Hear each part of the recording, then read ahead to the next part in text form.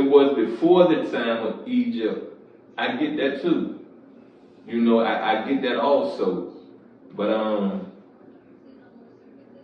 blank ignorance regarding them that almost everywhere obtains is a thing of which to be rather ashamed, a detrimental possession, and a word that the subject is not only unprofitable, a grave offense. Ignorance. You feel me? Ignorance. A grave offense. Peep this. Don't you never accept being ignorant. Don't you never dumb yourself down for no one and display ignorance. You a king, you a queen. At the end of the day, you a god, you a goddess. What you may not be, I don't want to say inclined, I want to say a master at, you know, what you may not be a master at, somebody else is. What they're not a master at, you're probably is. That don't make you ignorant. That makes it that you haven't been showed, you have not put interest in what the other person has mastered. So don't accept ignorance as a way of defining who you are. Speak up.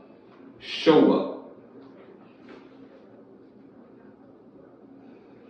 This is a true estimate of general opinion, although there are those who will, for their own sakes, gainsay it. When therefore I state that one of the writings herein translated has an age of nearly 6,000 years, and that another is but 500 years younger, it is likely that many will find a sufficient reason against further per usual deeming it impossible that such things can possess attraction for one not an enthusiast for them. That's a whole lot right there, right? That's a whole lot. Peep this. I said I read this 4 times. I didn't get it the first time, right? So I'm reading it again, and this may have been the first book published, but it wasn't the first writings. You get it? You hear what he's saying right here, right? You hear it? Where is that? When therefore I state that one of the writings herein translated has an age of nearly 6,000 years, and that another is but 500 years younger, it is likely that many will find this sufficient reason against further per usual deeming it impossible that such things can possess attraction for one not an enthusiast for them. Yet so few are the voices across so great a span of years that those among them having anything to tell us should be welcome exceedingly. You get it? Those that have something to tell us, speak up so we can hear it. Speak up so we can digest it. Speak up so that if the teaching, if the message a little off, as a whole, we can get it right. Because it's not about one person getting it right. It's about a community. It's about a culture getting it right.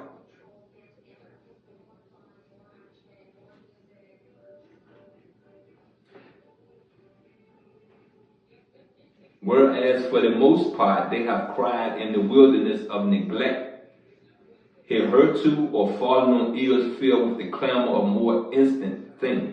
You get it? Somebody teaching you, but your ears closed. Somebody teaching the tree, but you have no interest in learning it. We just spoke about that, right? I wrote, I could show if this were a fitting place that archaeology is not at all divorced from life, nor even devoid of emotion as subtle and strange, as swift and moving as that experienced by those who love and follow art. Archaeology is for those who know her, full of such emotion, garbed in an imperishable glamour. She is raised far above the turmoil of the present on the wings of imagination. Her eyes are sombre, with the memory of the wisdom driven from her scattered sanctuaries, and at her lips wonderful things strive for utterance. In her are gathered together the longings and the laughter, the fears and failures, and sins and splendors and achievements of innumerable generations of men. Now I like that. I like that right there. The splendors and achievements of innumerable generations of men. See, in those days before Christ, I'm not going to say women, our goddesses, had no role in the world. It was more than just raising a kid, laying down, having sex. Our goddesses, our queens, touch the people, talk to the people within the culture of the kingdom, of the dynasty, to keep things at peace, at ease, at peace, at ease. You know, they had a role to play. So when I say this part right here about men, see, we went out here, we conquered. We went out here, we got the food. We went out here when there was some type of danger to our culture. We fought off that culture. Because you won't come taking our women. You won't come taking our trust. You won't come do what you want to do to our kids. You got me? So to read this and look at society today, there's something wrong. There's something wrong with not seeing what you don't, how to put it. You see it somewhere else, but you don't believe it can happen to you. In other words, you see it happening to another family. You ignore it. You don't speak up. You don't try to help. And you think it won't happen to you.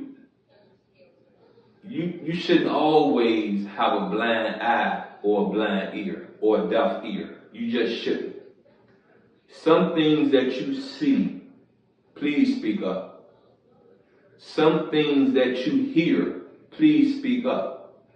Your voice can correct the irrational situation, irrational issue. Let's go and get back into this.